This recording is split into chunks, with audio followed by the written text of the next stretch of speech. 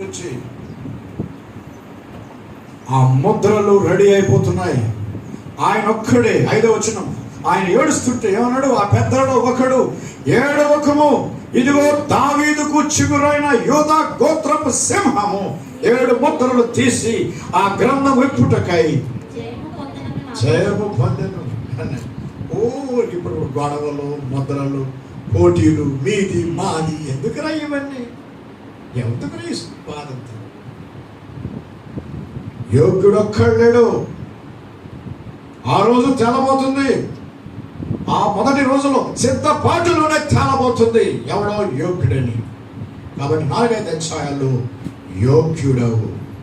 అప్పుడు 13వ వచనంలో చివరి భాగం, సింహాసనముడైన వానికిని గొర్రెపిల్లకును స్తోత్రము, ఘనతయు, మహిమ, ప్రభావము యుగయుగములు. చాలా మంది ఎక్కడైనా యేసు ప్రభు దేవుడు అని చెప్పబడిందా అని అడుగుతున్నారు. వాళ్ళు చెప్పండి, ప్రకటన గ్రంథం అంతా దేవుడే.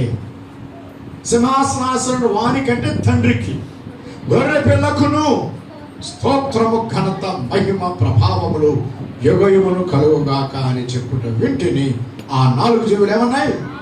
ఆమేన్ చెప్పగా పెద్దలు సాగిలపడి నమస్కారం. ఎవరిని 24 పెద్దలు? 12 అపోస్తలులు, 12 గోత్రాలు, 24 పెద్దలు ఉన్నారు. 24 పెద్దలు. ఇది మొదటి ఘట్టం. 4-5 అధ్యాయాలు నేను పేరు పెట్టిన సిద్ధపాటు.